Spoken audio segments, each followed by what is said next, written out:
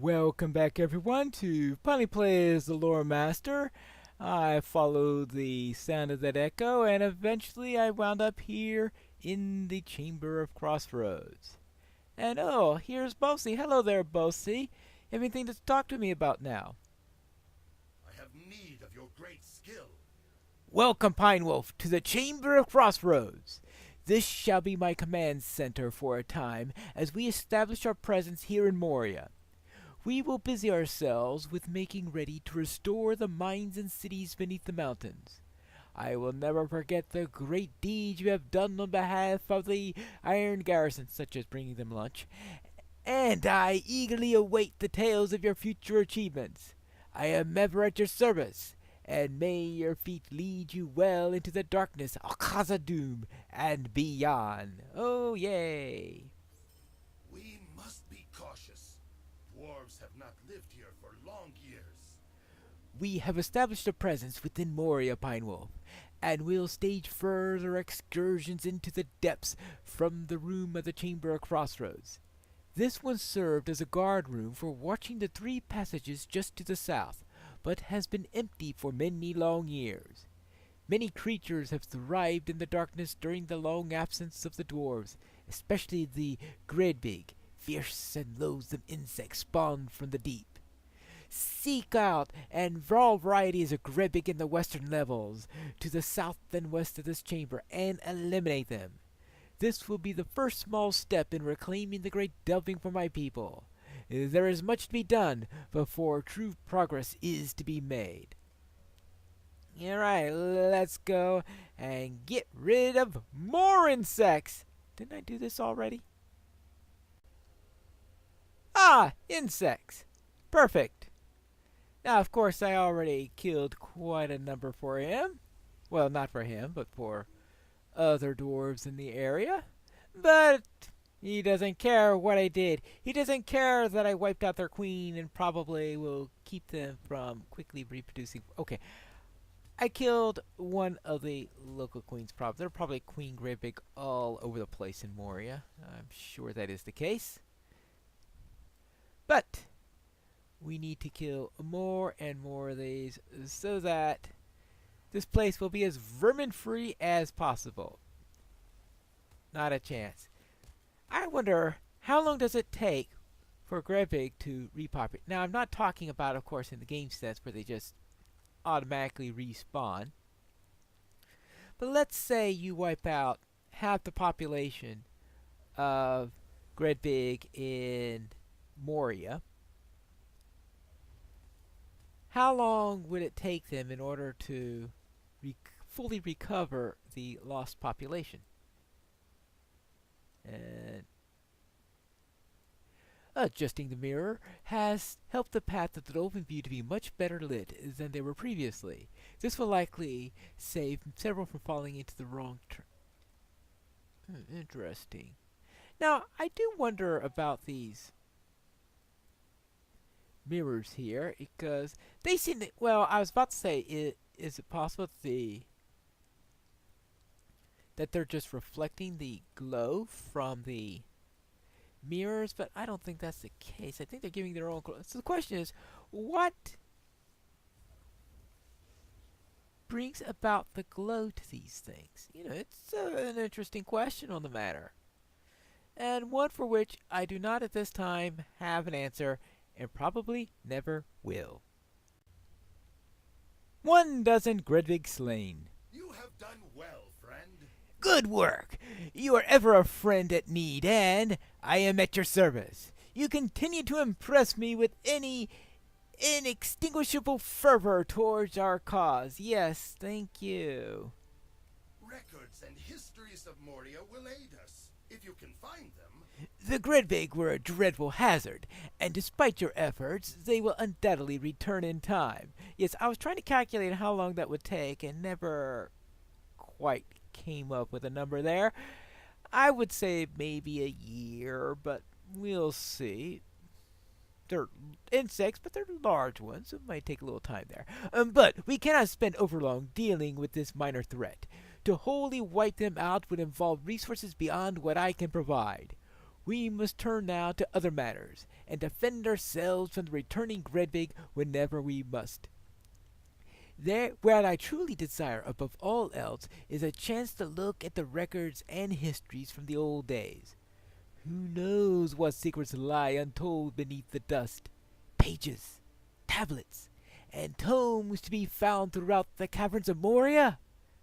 There should be storehouses located within the great delving of Moria, and they are thus named the Chamber of Knowledge, the Chamber of Wisdom, and the Chamber of Deep Thought. Find these storehouses within the great delving, and search them all for records of the old days. Return to me when you have found something in each area. I found a spider once in the Chamber of Deep Thought. Does it count? No. Alright, fine.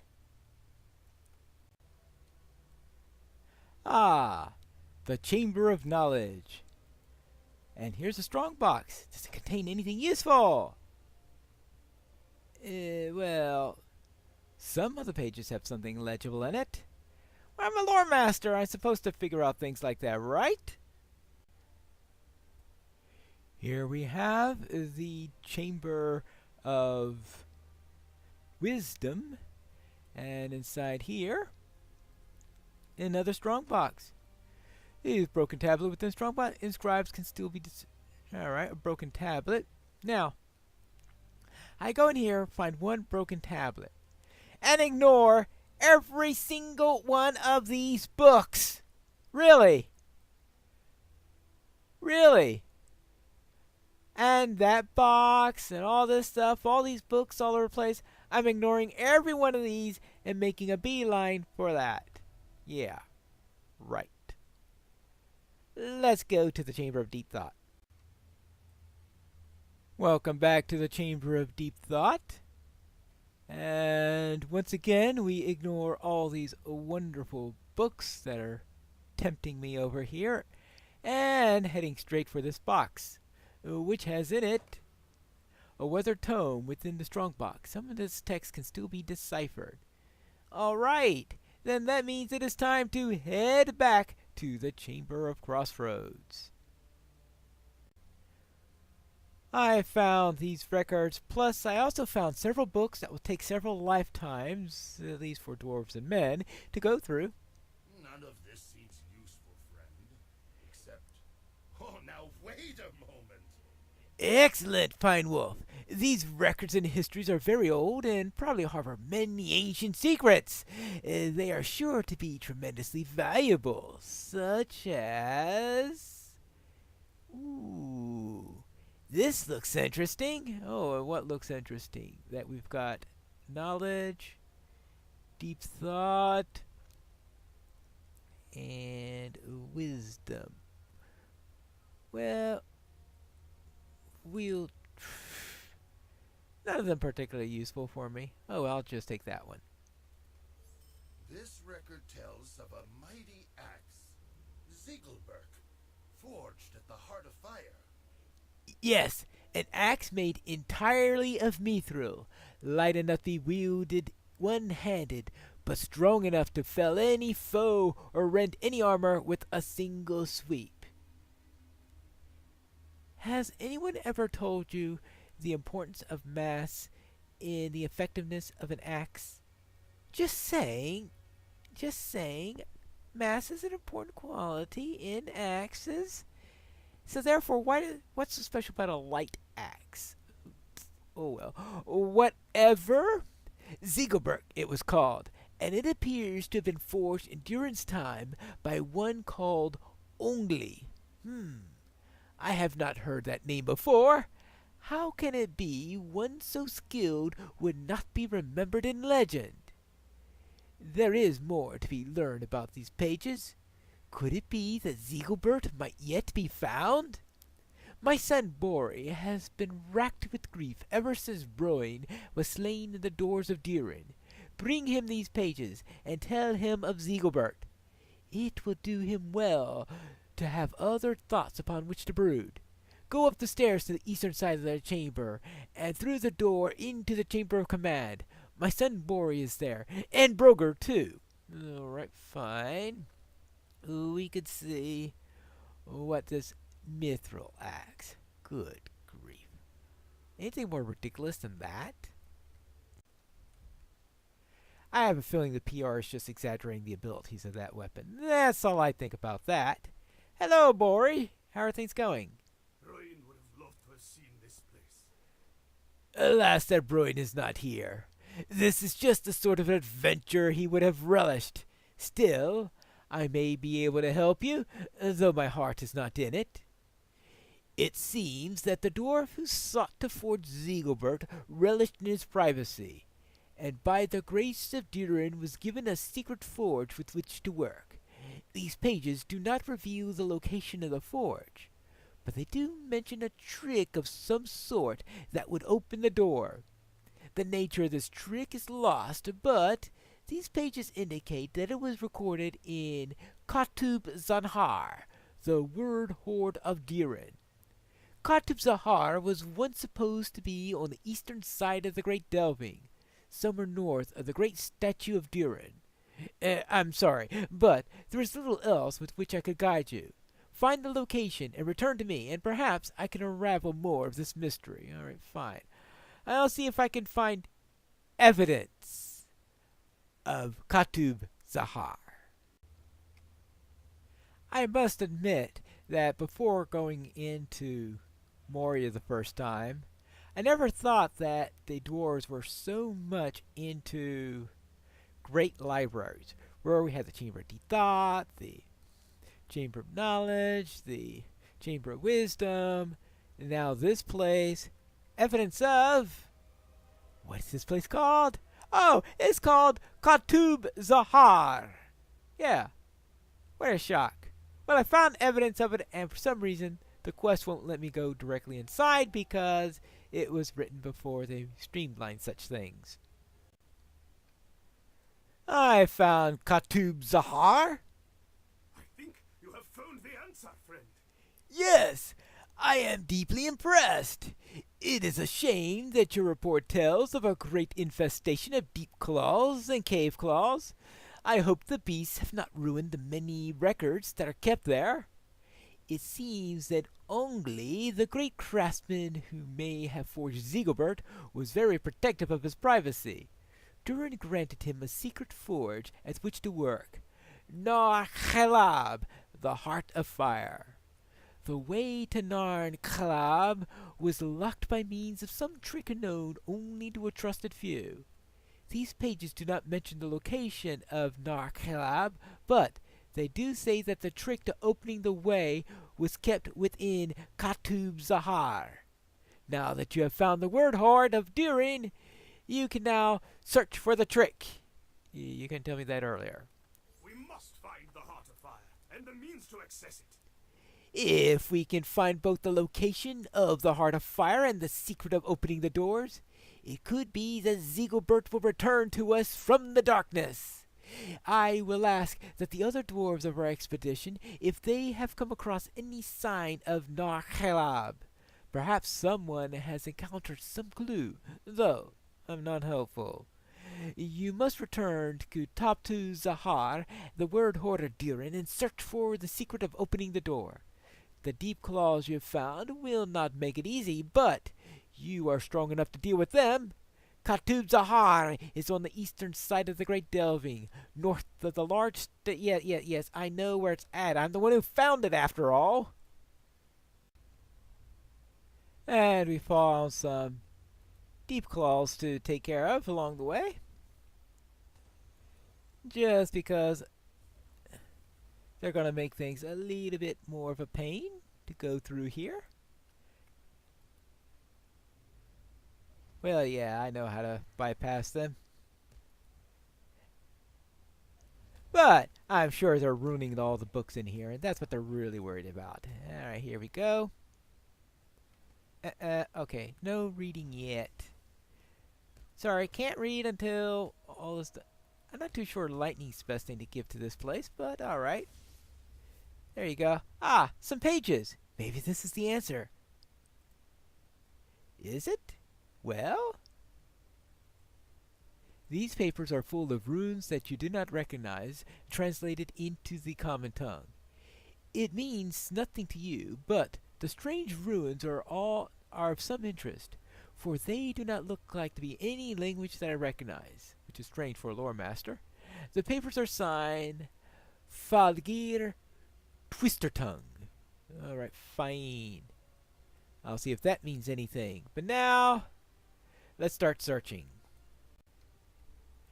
Ah, here's a pile. Maybe there's something in here, or behind it, or anything like that. Nothing but a foul smell and nothing useful. I know. Did I really expect to find anything useful in this place? Other than that cryptic message from Twistertongue? Nope. I haven't found anything particularly useful yet, but there's always hope. Hope springs eternal. And considering that under here you're not going to know when spring is, it's probably just as well. And sounds like there are two of them in there. And right, yeah. So just and one final cave claw too, so at least we'll be finished with that side of the quest. And then bump him on the head. Alright, what do you say about this in here? Buried within the nest, you discover rotting pages that mention Narhalab. Wow! What a coincidence! You'll think that we were in a quest in an MMO or something. I found some mention of this place. This must be it. The secret to accessing the Heart of Fire. Yes, this looks very promising. Let me see what I can learn from this. Many of the words have faded and the parchment is rotten. Ugh, curse those deep claws! And now, let's see. Use of the secret to open the door seems to be punishable by death or imprisonment. Blacksmith Ongli could approve entry, as could Durin, of course. I cannot make out the next line, but here it is. The door will be hidden until the following steps are taken. The word must be Ongli, which means that he must be hailed as a master blacksmith, or congratulated for his fine works, or saluted, I think. And then these words must be spoken, Bab Kanon Zahuk. That's it! Yeah, but what do we do with it? I don't know, but I'll choose the copper settings of will. But still, we have no idea of its location. We now have the secret to opening the doors of the Heart of Fire, but not the location of the doors themselves. This is frustrating. Speak with my Uncle Broger about this, if you would.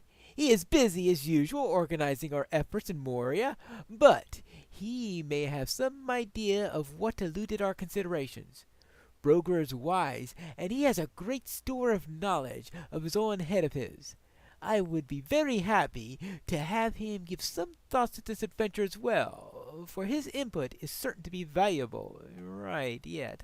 Sorry about your son, but could you please help me a little bit in this wild goose chase? Yeah, that's it. Hello there, Broger. I do not have time for riddles. There's too much to be done. My nephew has told me of this wild goose chase, Pine Wolf. How can we be certain that Nahalab, this Heart of Fire, ever existed at all? We would have heard tales of such a forge, surely. And Ziegelbert? An axe made entirely of mithril? Ludicrous! This would surely have been featured in many of our tales before now, as all dwarves will sing the praise until the end of time. You would have better luck catching a wild red-horned goat than you would of finding this ridiculous forge. This secret to opening the door that you have recovered is nothing more than a mad dwarf's mutterings. I take it then that you don't believe that this is going to help any. I have had an idea. What if the goblins have found a Heart of Fire?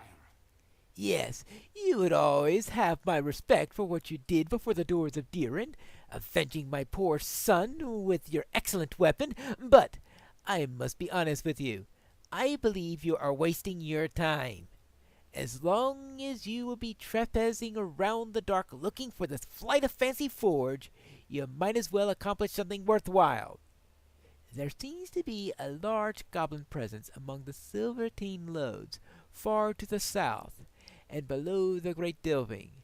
As long as you are searching for this fabled Heart of Fire, you might as well slay goblins while you do it, especially the ones that have moved into Gamophilic, the Elder Mine. The goblins are many, and bringing an ally or two might be a good idea. Would a cat do? Yeah, well, okay, that'll do. In fact, why not steal some of their maps?